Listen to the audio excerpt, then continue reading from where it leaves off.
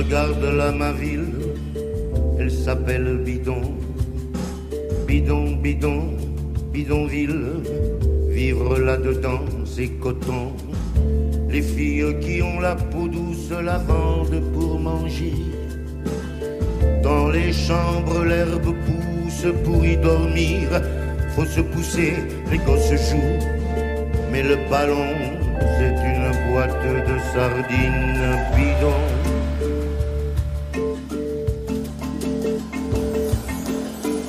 Donne-moi ta main, camarade, toi qui viens d'un pays où les hommes sont beaux. Donne-moi ta main, camarade, j'ai 5 doigts moi aussi, on peut se croire égaux.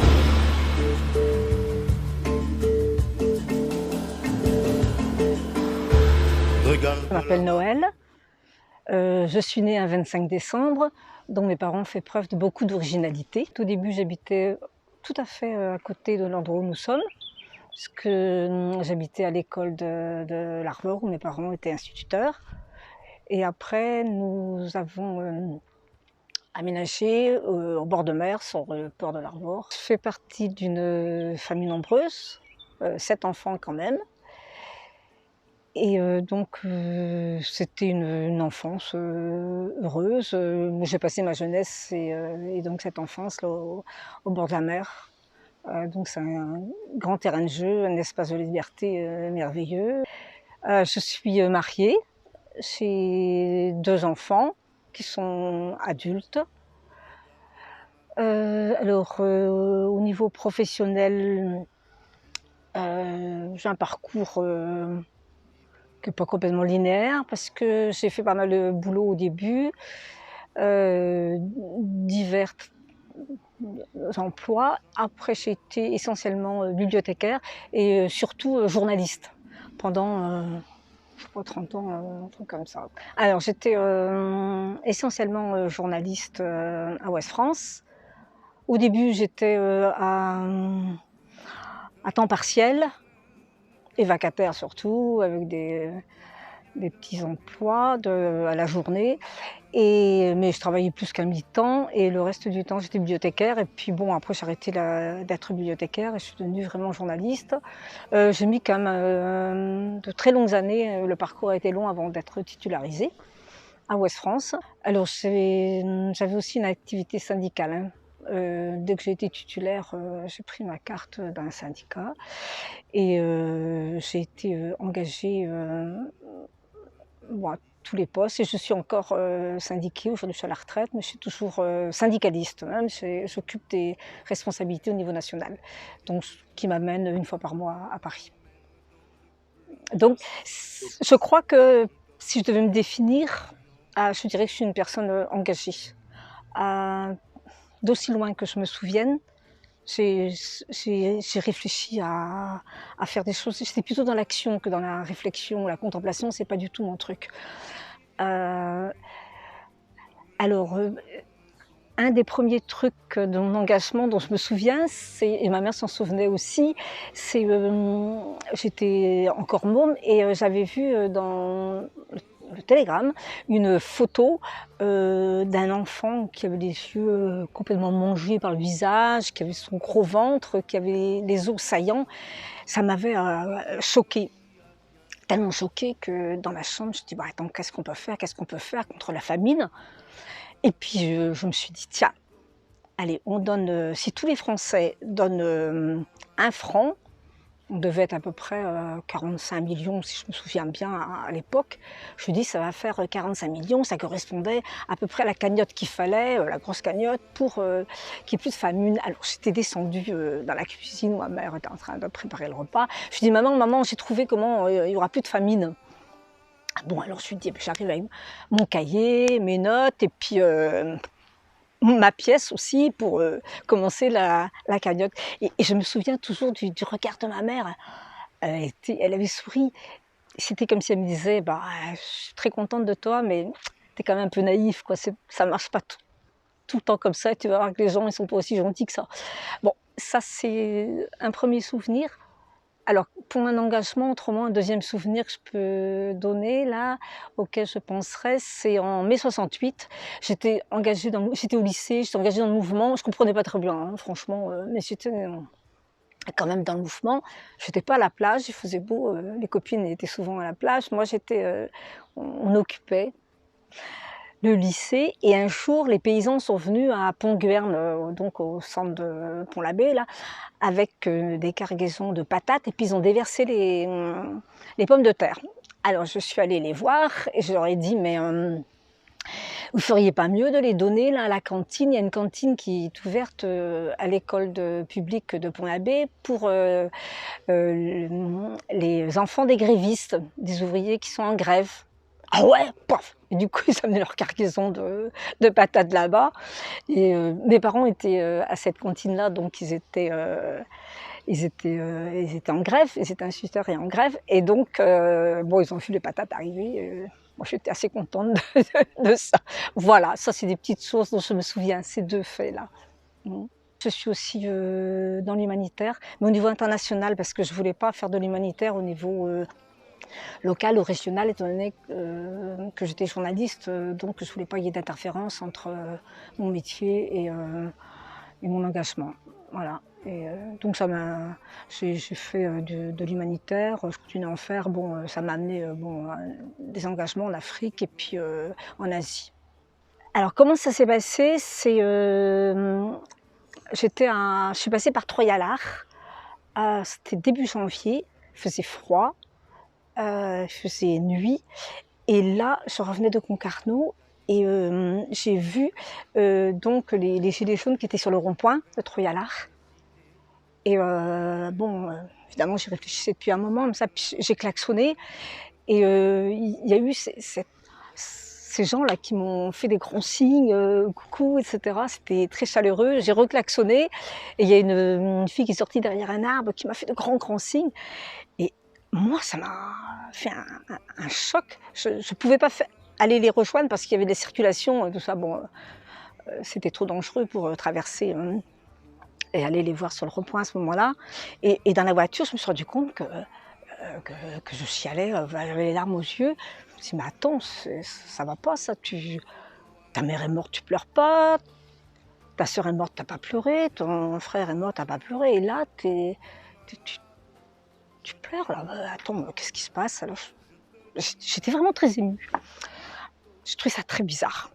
Et puis je me suis dit: «Bon bah, c'est que ces gens-là qui sont là dans le froid, et cetera, ils ont plus rien à perdre, bon, et bah, faut s'enseigner davantage quoi». Parce que je savais bien quand même que tout ce qu'on voyait à la télé c'était, ça allait pas, hein, ça je le savais quand même, je savais pertinemment bien qu'on n'avait pas un bon son de cloche et donc j'ai vu après qu'il y avait une réunion, des gilets jaunes du pays Bigoudin, et j'y suis allée. En fait, c'était une réunion préparatoire, plutôt qu'une réunion, générale, mais bon, j'étais très bien accueillie et je menais pas large, hein, parce qu'à l'époque, ça gueulait tellement après les médias, après les syndicats, et cetera.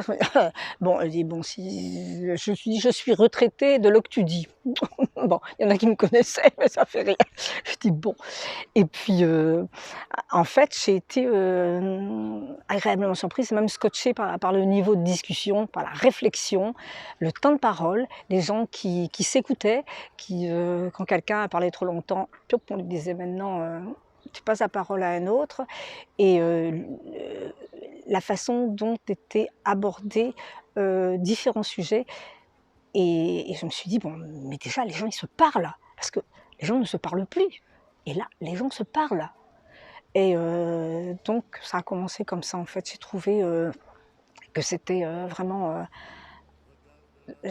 j'étais bien, j'ai trouvé que c'était des gens bien, des gens, différents. Bon, on ne sait pas quel métier ils ont, on ne sait pas quel âge, on ne sait pas exactement de quel village ils sont, on ne sait pas s'ils sont de droite, de gauche, on ne sait pas et c'est bien. Enfin, moi, je trouvais que pour moi, c'était bien. Par contre, j'ai trouvé il y avait une chaleur et un besoin d'échanger, de donner ses idées et bon, j'étais à l'écoute, hein, c'est sûr. Voilà. Je dirais que je suis plutôt soutien Gilets jaunes que Gilets jaunes, parce que Gilets jaunes, pour moi, c'est ceux qui participent plus aux actions, etc., aux manifs. Bon, moi, avec les gaz lacrymaux, de toute façon, je me retrouve à l'hosto vite fait, donc c'est pas la peine. Voilà. Je soutiens parce que je pense qu'il faut y ait des gens aussi comme moi qui apportent leur soutien, je fais partie aussi des gens qui cassent l'image des gilets jaunes qui sont des beaufs, qui sont hyper réacs, qui sont racistes, etc. C'est pas ça du tout. Voilà. Donc l'image qui est colportée, elle colle pas à ce que moi j'ai vu. Le niveau de réflexion, souvent, il est du niveau que je trouve dans d'autres réunions, dans d'autres instances. Voilà. Et ça mérite tout mon soutien. En fait, des gens qui réclament une démocratie, le partage des richesses, qui se parlent, etc. Moi, déjà, ça me suffit déjà comme base. C'est un bon socle. Avec ça, bon, le monde irait mieux. Bon, la haine qu'ils ont de Macron, c'est évident que je la partage. Je la partage. Quand un pays qui est riche n'est pas fichu de donner du boulot, et il a des gens qui vont dans les poubelles fouiller pour manger ça me révolte. Mais alors, c'est fou là, parce que les gens aillent dans les poubelles pour bouffer, alors ça me tue. Ça c'est intolérable, intolérable. Et ce que Macron fait, c'est qu'il humilie, il méprise. Il a toute sa morgue là. Voilà, Jupiter, il est jeune, il est beau, mais vraiment, il est surtout très grave, hein, d'une bêtise inouïe. Il n'a aucun respect pour les gens. Tout ce qu'il pense, c'est enrichir les plus riches. Il n'a rien à foutre des gens. Il n'aime pas les gens. Il les aime pas. Et depuis des dizaines d'années, j'ai parcouru des dizaines et des dizaines de kilomètres. On a fabriqué des banderoles, on s'est égosillé pour rien. Pour rien du tout. Et justement, les gilets jaunes, là, ils ont fait fort. On les écoute. Ils ont foutu la trouille. Bon, après la casse et tout ça, je ne veux pas dire que je suis pour, mais il n'y aurait pas eu la casse. Le gars Macron, il n'aurait pas sorti cette espèce de prime, il ne savait pas comment la payer après. Là, bon, moi je pense qu'il faut l'appeler la prime gilet jaune d'ailleurs, pas la prime Macron, comme il se l'attribue. Voilà.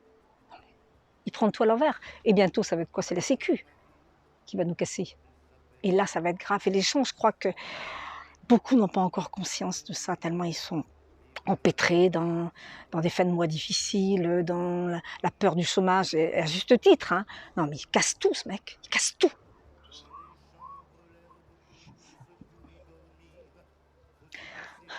Alors, moi, je me dis que partout, que ce soit dans les familles, dans les tribus, dans les pays, les humiliés se révoltent et on ne peut pas les arrêter. Alors, il continue là, bien humilié là, il n'arrête pas. Qu'il fasse attention le gars Macron, parce que quand le peuple se réveille, il se révolte, il va jusqu'au bout. Bon, moi je ne sais pas comment ça va finir, bien sûr, comment savoir. C'est déjà incroyable que ça fait, bon moi ça fait 6 mois, mais ça fait presque 8 mois que les gens se retrouvent et se battent. Donc quel mot? Un mot.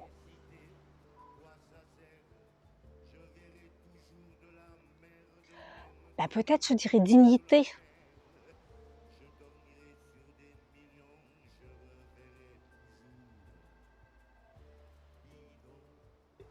Ouais, ce sont des gens dignes et qui retrouvent leur dignité comme ça. Écoute, ils ne se cachent plus pour faire certaines actions. Et ça, c'est important.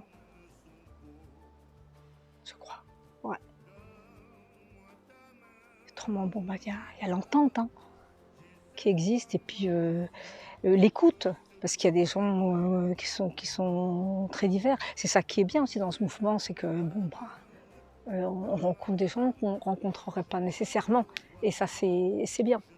Ouais. Enfin moi ça m'intéresse. Ouais, voilà. Ouais. Bon, que Macron fasse attention, parce que partout, dans les familles, dans les tribus, dans les peuples, les humiliés se réveillent. Et quand ils se réveillent, ils se révoltent. Et ils vont jusqu'au bout, parce qu'ils n'ont plus rien à perdre. Et là, s'il continue, il va perdre.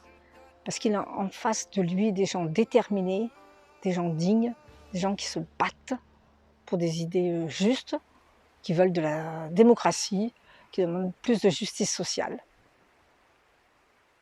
Il faut les respecter, parce que ces gens-là respectent les autres, ils sont respectables.